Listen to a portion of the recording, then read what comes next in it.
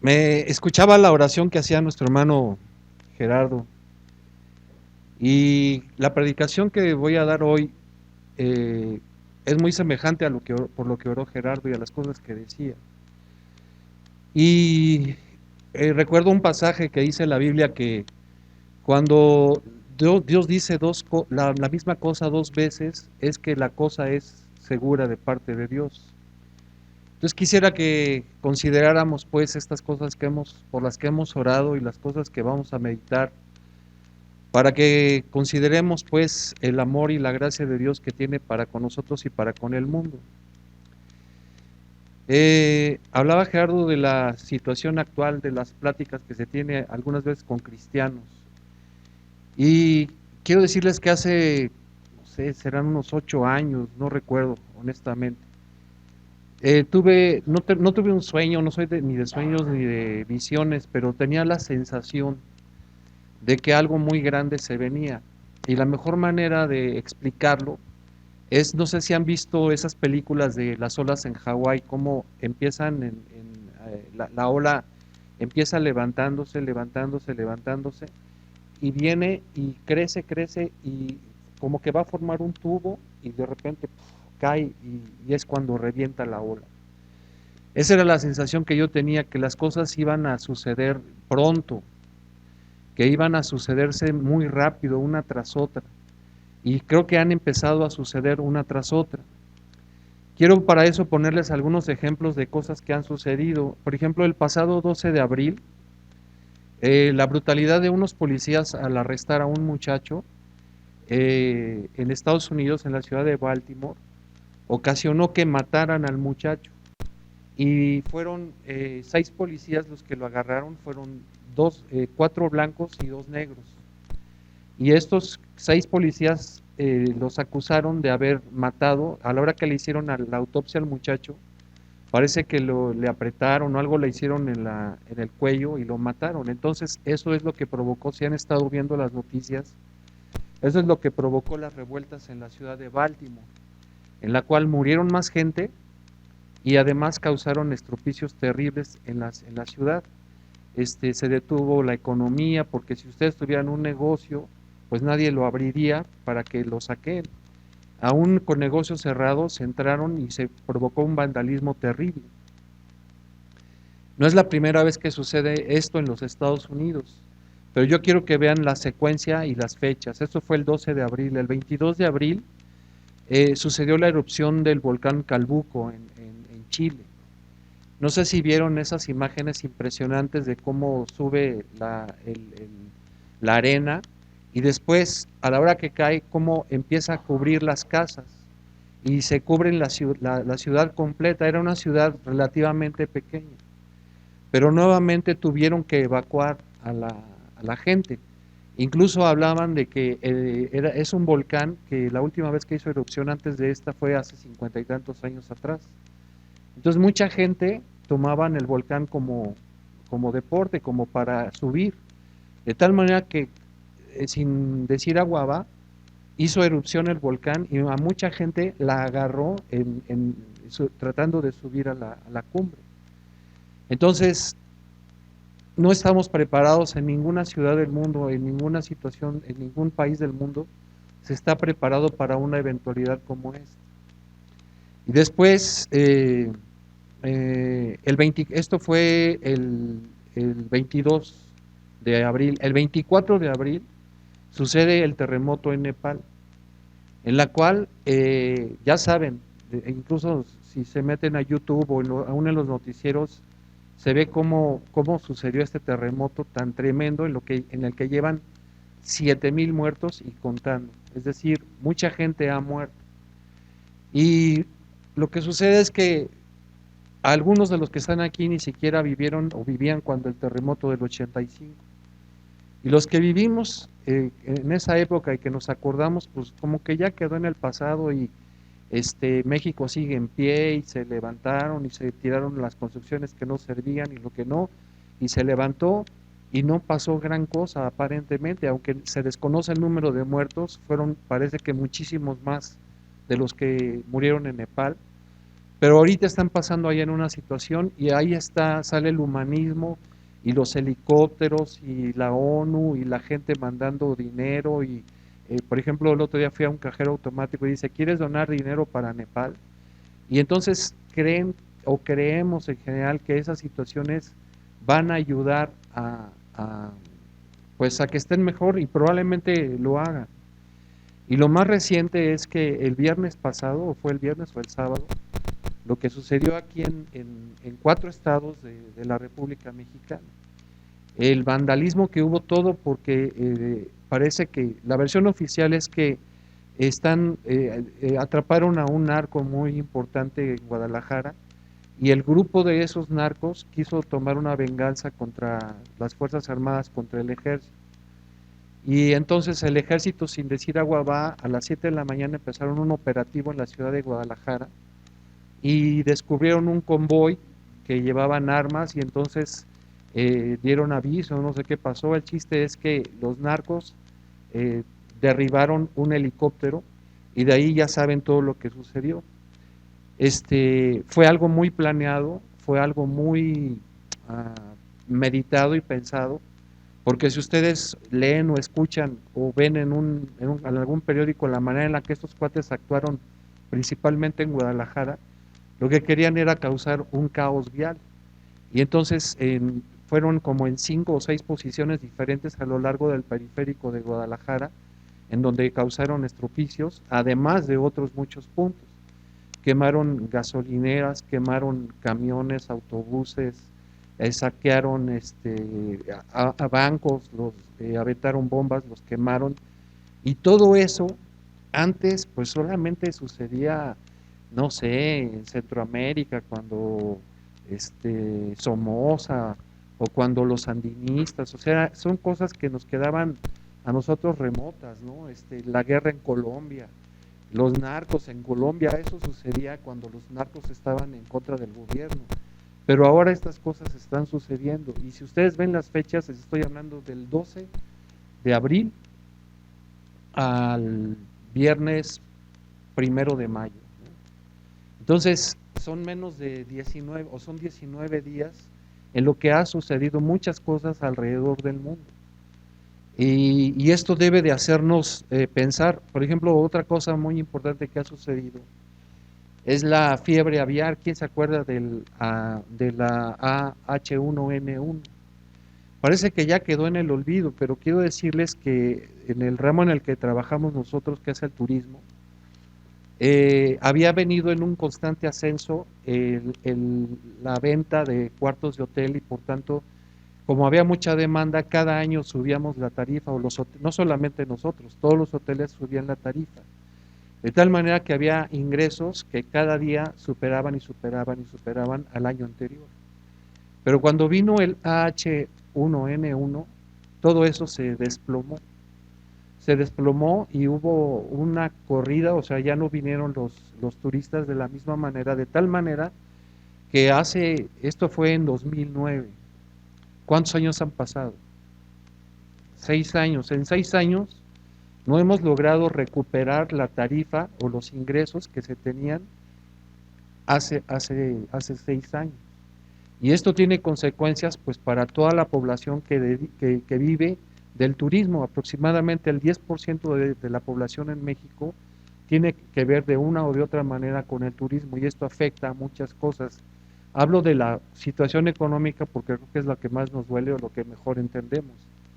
Pero no solamente sucedió en México, sino que sucedió, por ejemplo, en África en 2014 había desaparecido anteriormente el virus del ébola, que surgió este virus en el río Ébola en África, pero de repente de buenas a primeras, sin saber por qué, en la costa noroccidental de África, en la parte más cercana a América, digamos, en esa punta que sale del lado occidente, volvió a surgir el ébola, de tal manera que se pasó muy rápidamente a un pueblo, a una nación que se llama Sierra Leona, y pues fue noticia todo el año pasado, o gran parte del año pasado, a partir de septiembre, en el cual había muertos y muertos y muertos, y que aún enfermeros que fueron, o médicos que fueron de voluntarios, si no se cuidaban de la manera más mínima, se podían contagiar.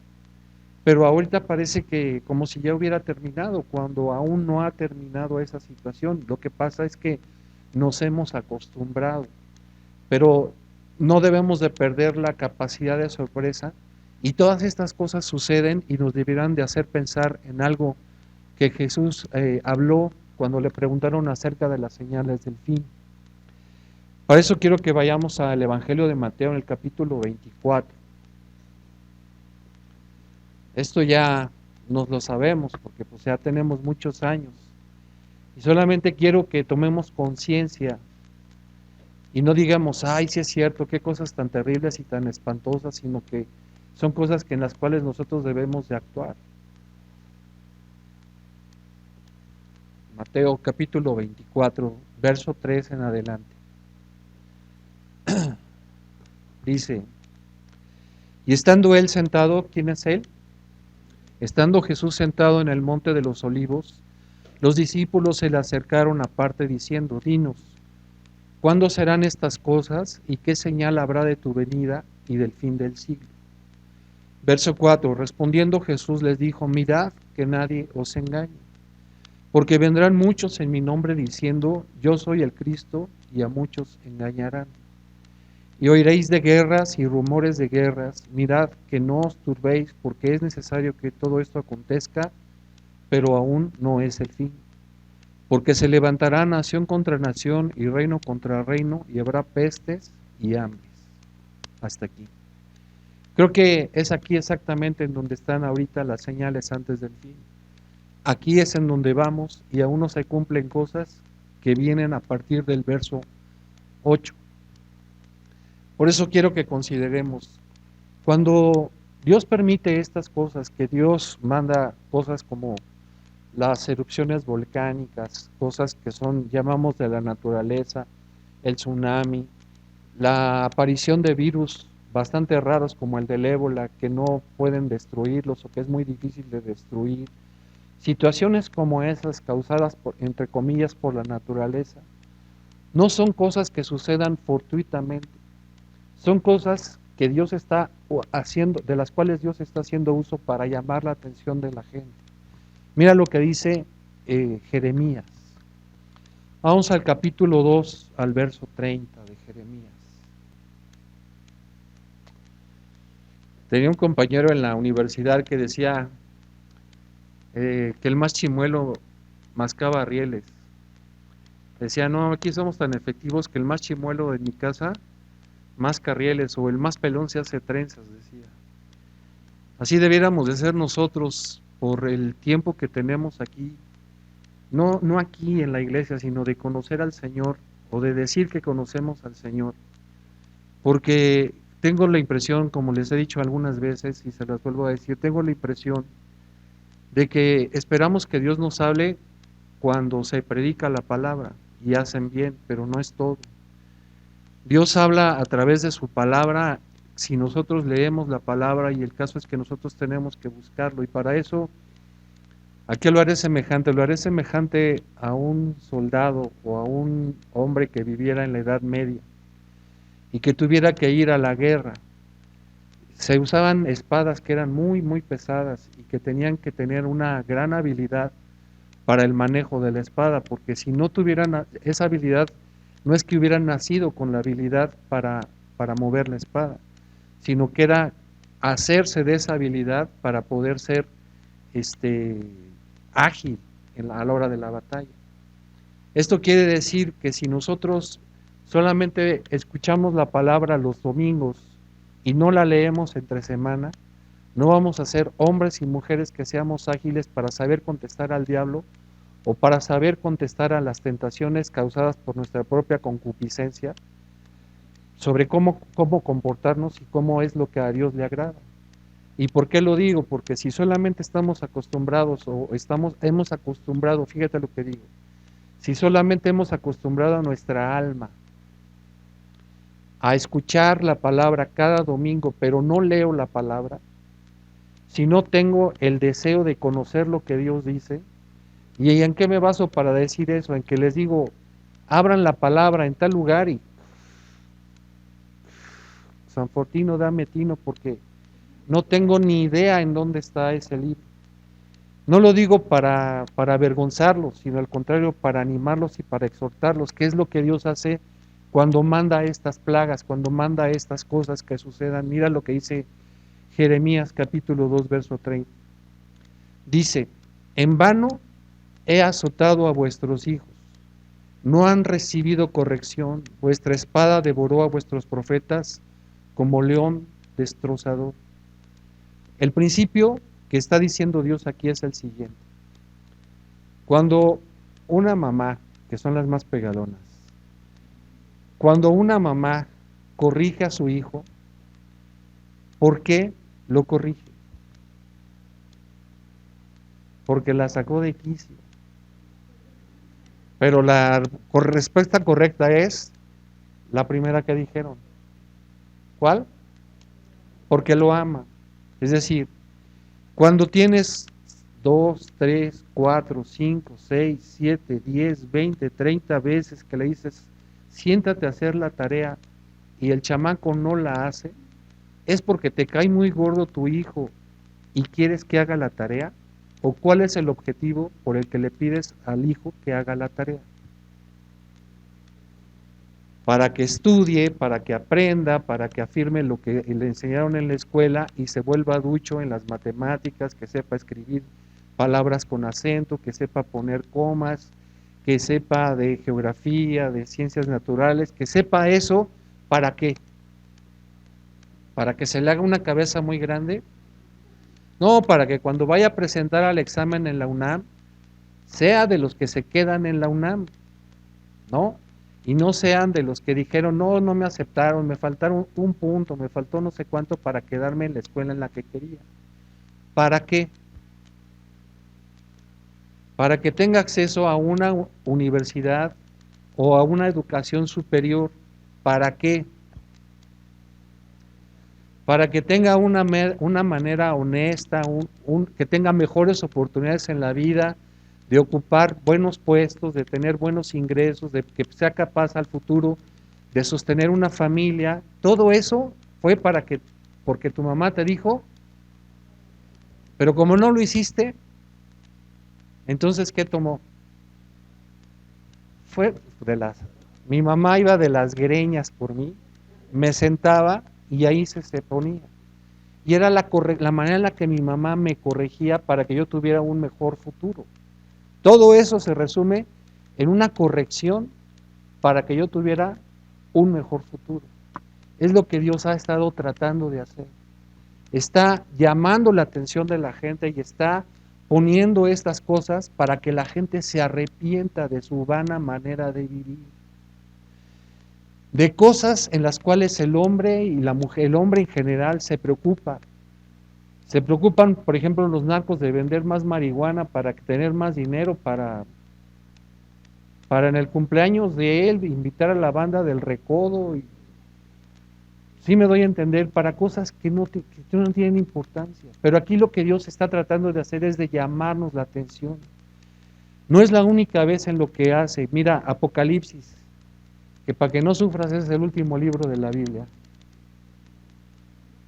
Capítulo 9. Vamos a leer los versos 20 y 21 de Apocalipsis, pero quiero decirte que en Apocalipsis menciona 4 veces esta cosa. Lo menciona en 4 versículos diferentes. Lo menciona en el verso 20 y 21 de manera seguida, pero también lo menciona en otros 2 capítulos que te dejo que los busques, que lo leas. Dice el verso 20, capítulo 9 de Apocalipsis. Dice, ya estamos en la gran tribulación, aquí en el capítulo 9, ya es la gran tribulación. Y dice, y los otros hombres que no fueron muertos con estas plagas, ¿con qué plagas? Con lo que va a mandar para el Apocalipsis, las plagas. Dice, y los hombres que no fueron muertos con estas plagas, ni aún así de ver cómo se moría su mamá, de ver cómo se moría su hijo, de ver cómo se murió el vecino, ni aún así se arrepintieron de las obras de sus manos, ni dejaron de adorar a los demonios y a las imágenes de oro, de plata, de bronce, de piedra, de madera, las cuales no pueden ver, ni oír, ni andar. Verso 21, y no se arrepintieron de sus homicidios, ni de sus hechicerías, ni de su fornicación, ni de sus hurtos. Es decir, siguieron haciendo lo que habían venido haciendo. Cuando el tsunami ¿dónde fue? De Indonesia, si recuerdan, fue en el día 23 de diciembre. Y la gente, en lugar de arrepentirse, dijeron, ¿cómo es posible que Dios mande un tsunami para que el 24 no pasemos una Navidad a gusto y en paz, chupando aquí a gusto con la familia? O sea, le echaron la culpa a Dios. Le echaron la culpa a Dios cuando lo que Dios hace es para que la gente se arrepienta. Y la gente piensa, es que nos arruinó las vacaciones. ¿Y cuánta familia no se murió y se separó? Pero ¿se arrepintieron? Ni aún así se arrepintieron de sus idolatrías, de sus hechicerías, de sus hurtos, de sus fornicaciones, de su adorar a imágenes. No se arrepintieron. No se arrepintieron. Eso es por lo que respecta al hombre natural, es decir, a la gente que está allá afuera, a la gente que no se congrega en una iglesia, pero nosotros, como llamados, como hijos de Dios, como santos, porque ese es el título que nos da o la gracia que nos ha dado Dios de ser santos. ¿Qué quiere decir santos? Que andan con aureola. No, que estamos dedicados, nuestra vida está dedicada, aún el trabajo que yo desempeño está dedicado para agradar a Dios. Marcos 16.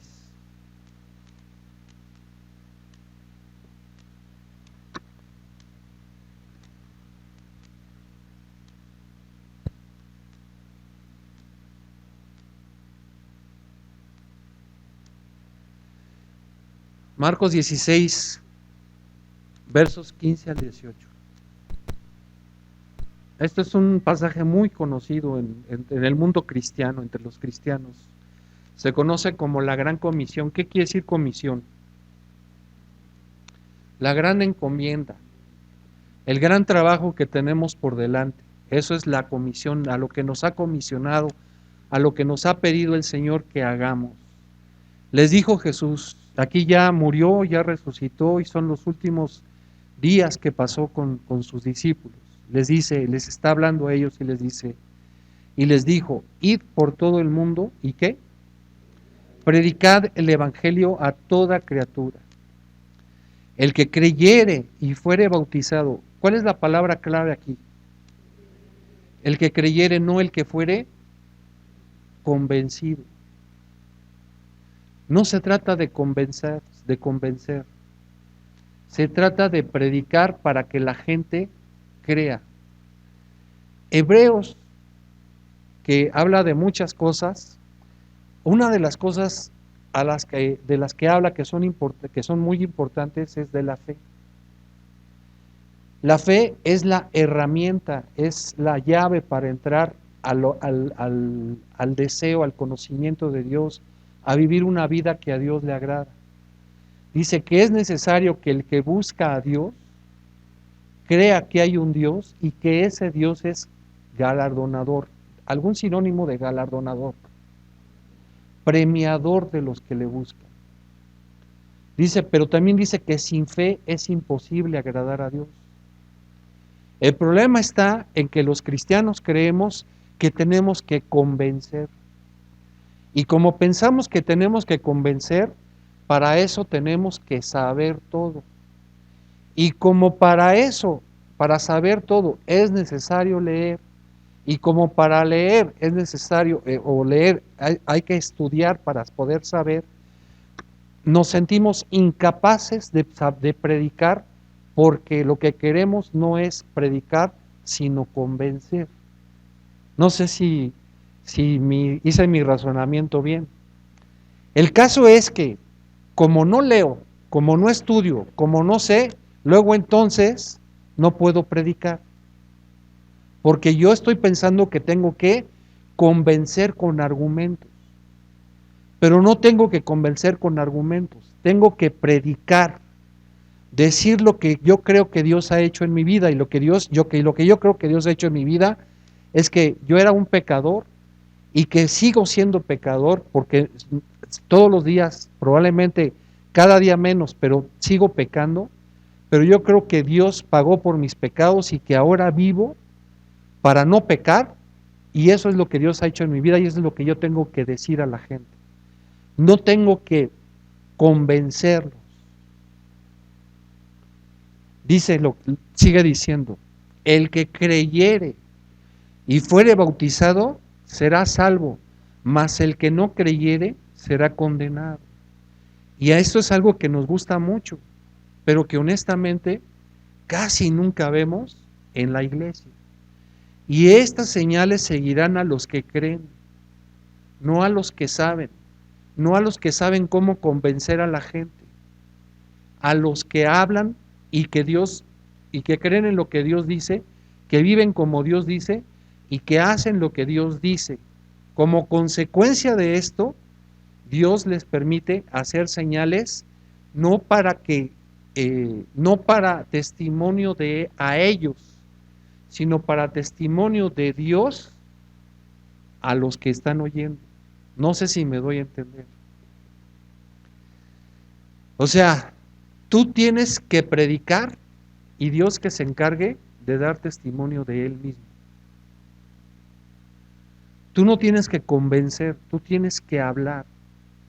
Dice, estas señales seguirán a los que creen en mi nombre, echarán fuera demonios, hablarán nuevas lenguas, tomarán en las manos serpientes y si bebieren cosa mortífera no les hará daño, sobre los enfermos pondrán sus manos y sanarán. Muchos de nosotros hemos olvidado estas palabras del Señor y vivimos solo para nosotros mismos.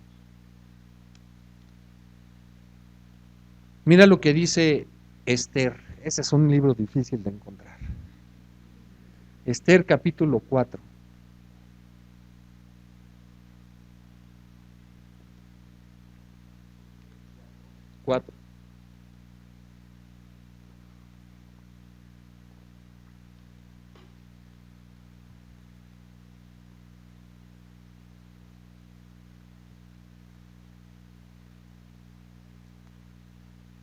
¿Listos?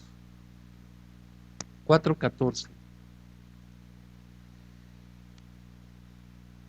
Dice, porque si callas absolutamente en este tiempo, respiro y liberación vendrá de alguna otra parte para los judíos.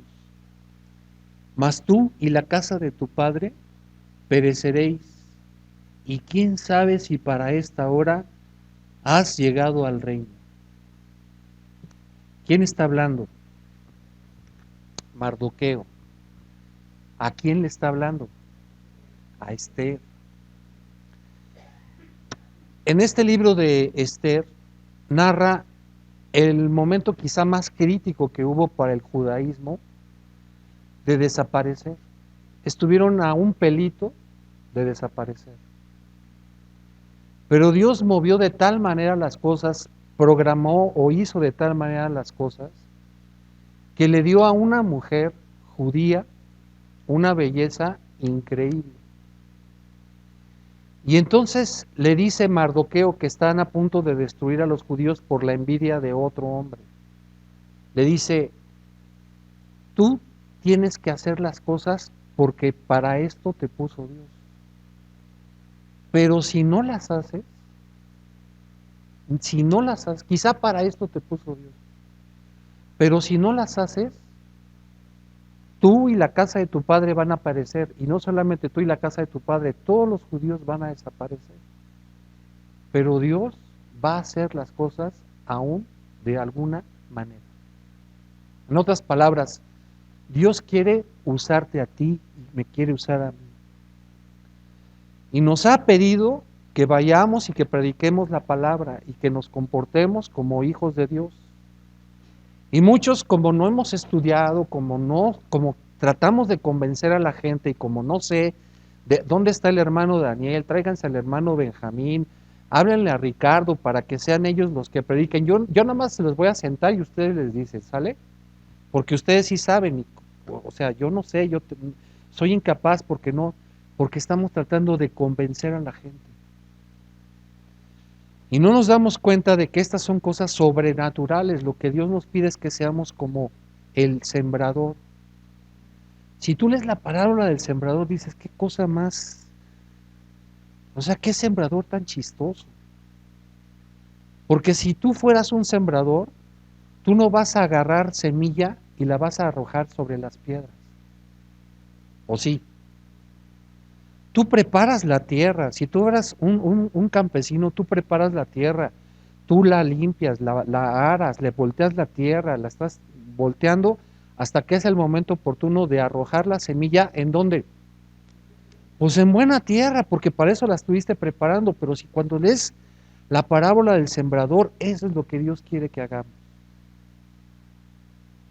Que arrojes la semilla a diestra y a siniestra. ¿Qué es la semilla? La palabra de Dios. A una parte caerá sobre el camino, otra parte va a caer sobre piedras, otra parte va a caer en una tierra en donde va a crecer la semilla juntamente con la cizaña. Y solamente una parte, ¿cuánta? No sé, hermano, de porcentaje, no sé, pero solamente una pequeña parte va a caer en buena tierra. Pero esa que cayó en buena tierra, el deseo de Dios, fíjate, el deseo de Dios es que dé fruto al 10, al 100 y al 60 por uno. ¿Qué quiere decir eso? Que así como hubo uno obediente entre 100, y ese uno obediente habló la palabra, le va a hablar la palabra a otros 100 y seguramente se va a levantar por lo menos uno tan bueno como él.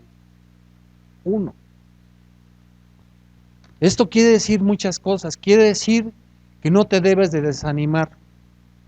Los que estén dispuestos a arrojar la palabra, a predicar, a ir por todo el mundo y predicar el evangelio, no crean que se van a convertir como si fuera estadio y fuera Cash Luna, ¿no? ¿Has visto los programas esos, no? Cash Luna le predica puro cristiano. ¿Cuándo se van a convertir? Ya se supone que están convertidos. O sea, no creas que van a venir las multitudes atrás de lo que estás diciendo y van a y vas y se a lo mejor sería uno en 1,000,000. Pero cuando tú ves lo que padeció Pablo, tú te imaginas a Pablo llenando estadios Azteca o coliseos Azteca de aquella época para oír a Pablo y que la gente se convertía a raudales. ¿Tú crees que era así? Y Pablo sabía. ¿Quién era Pablo? O sea, hablando humanamente, ¿quién era Pablo? Pablo dice de él mismo que Dios le dio a él una misión especial. Dice, Dios me ha hecho apóstol y maestro de los gentiles. Maestro. ¿Quieres saber la teología cristiana? Lee las cartas de Pablo. Eso, o sea, la revelación, a él no hubo uno que se sentara y le enseñara. Le enseñó primero Gamaliel, que era un supermaestro de su época, pero no entendió el mensaje que Dios quería que diera. No entendió la salvación a través de la enseñanza de Gamaliel. Y entonces decía el hermano Byron, se lo tuvo que llevar a Pablo a la Real Universidad del Desierto para revelarle. Y cuando escribe Pablo de las cosas que Dios le mostró, dice, Dios me mostró cosas que son cosas que no me permitió decírselos a otros. Pero conozco un hombre, hablando del mismo, que dice que si en la carne no lo sé, que si en el espíritu no lo sé, pero que fue llevado al tercer cielo. ¿Alguno de aquí ha estado en el tercer cielo? En donde vi cosas que no me es dado decirle a los otros. O sea que Pablo tenía conocimiento, conocimiento. Pero no era por el conocimiento que Pablo predicaba. Mira lo que Pablo predicaba. Primera a los Corintios,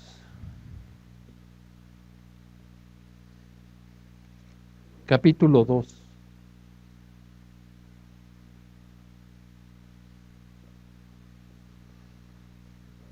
2. Toma en cuenta todo lo que te acabo de decir de Pablo, ¿ok? Verso 1, mira lo que dice Pablo. Así que, hermanos, cuando fui a vosotros para anunciaros el testimonio de Dios, no fui con excelencia de palabras o de sabiduría. O sea, no fui con mi Larousse y con mis libros de teología aquí en el brazo y todo lo que Dios me mostró. No llegué así con los rollos y los pergaminos de aquel entonces. No fue con sabiduría. No llegó y diciendo, ahora sí les voy a explicar, como yo tengo la revelación y soy el apóstol a los gentiles. Y hablando Pedro del apóstol Pablo, dice, ese cuate escribe cosas que aún para mí, que soy el que recibí las llaves del reino, me son difíciles de entender. Y que muchos, como no entienden las cosas que escribe Pablo, las tergiversan. Pero dice Pablo, yo cuando fui a ustedes, hablándole a los corintios, dice, no fui con palabras de humana sabiduría. Verso 2, pues me propuse no saber entre vosotros cosa alguna, sino a Jesucristo y a este crucificado. En otras palabras, yo cuando fui y les dije, Cristo murió por ustedes para pagar por vuestros pecados. Pablo, estás loco, entre los puros griegos, o sea, los que vivían, los inventores de la filosofía. Ellos querían oír, tener conocimiento, alguien que les diera razonamiento.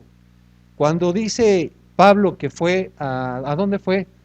Que les empieza a predicar y que dice, veo que, fue en Corinto, ¿no?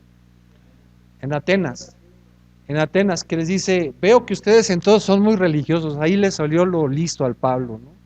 Y dice, ahorita los voy a agarrar con todo el conocimiento que tengo, porque Pablo conocía lo que decían los poetas de estos cuates. Dice, como dice su poeta, y, o sea, no, pues los pescó, ¿no?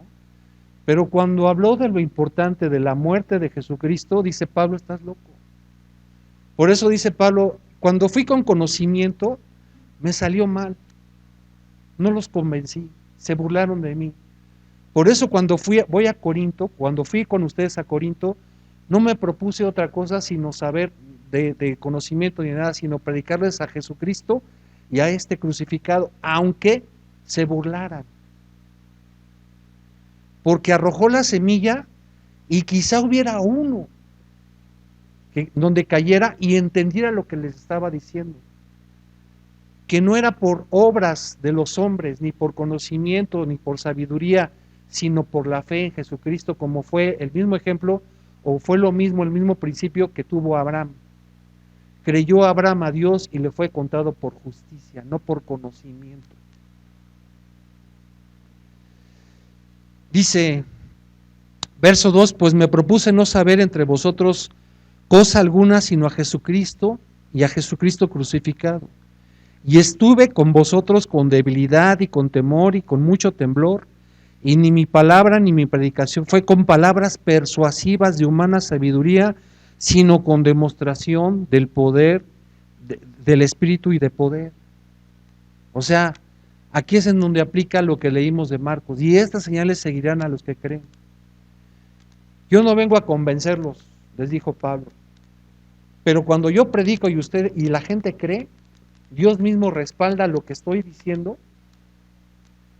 con milagros, con sanidades, porque no estoy tratando de convencer, yo doy testimonio de que Dios vive.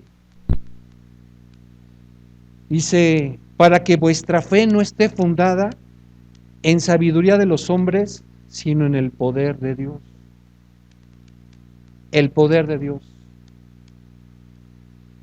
Vamos a leer el Salmo 36. Mira lo que dice el Salmo 36, verso 5. Nosotros somos inmisericordias. Nosotros no tenemos misericordia de la gente, pero Dios la tiene. Y por eso Dios está permitiendo y enviando este tipo de cosas que suceden, como los desastres naturales. Lo de los narcos es consecuencia del pecado. Pero de una o de otra manera nos está llamando a nosotros nos arrepintamos, a que estemos orando e intercediendo por nuestro país, pero sobre todo a que estemos predicando a la gente. De todos modos que estemos predicando. Verso 5 dice, Jehová, hasta los cielos llega tu misericordia. Dice el otro libro que escribió Jeremías, las Lamentaciones, porque nunca decayeron tus misericordias. Dice, en otras palabras, por tu misericordia no hemos sido consumidos, no hemos sido destruidos, porque ha tenido misericordia de nosotros. Dios es paciente. La palabra de Dios dice que está incrementándose el malestar de Dios para con el hombre, pero tiene un límite, tiene un límite. Nosotros debemos aprovechar eso de que aún no llega el límite, al límite, para predicar. ¿Quién quita y rescatemos, o el Señor rescate a través de nuestra predicación a algunos, así como nosotros fuimos rescatados? Algunos, porque nosotros fuimos rescatados por gracia, no porque nos convencieron, porque Dios nos convenció de nuestro pecado, de justicia y de juicio. Dice que el Espíritu Santo es lo que hace. No es la sabiduría, no es el conocimiento. Pero aquí quiero clamar a la misericordia de Dios, a que nos demos cuenta de que Dios tiene misericordia con la gente y que no debemos de orar para que Dios tenga misericordia, porque Dios tiene misericordia.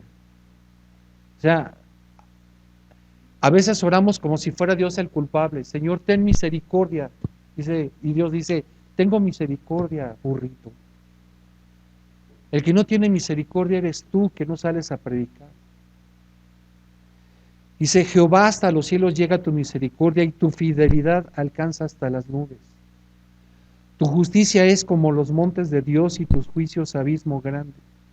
Oh Jehová, al hombre y al animal conservas. Cuán preciosa, oh Dios, es tu misericordia. Por eso los hijos de los hombres se ampararán bajo la sombra de tus alas. Serán completamente saciados de la grosura de tu casa, y tú los abrevarás en el torrente de tus delicias, porque contigo está el manantial de vida. En tu luz veremos la luz. Extiende tu misericordia a los que te conocen y tu justicia a los rectos de corazón. Último versículo, medio difícil. Segunda carta de Pablo a Timoteo.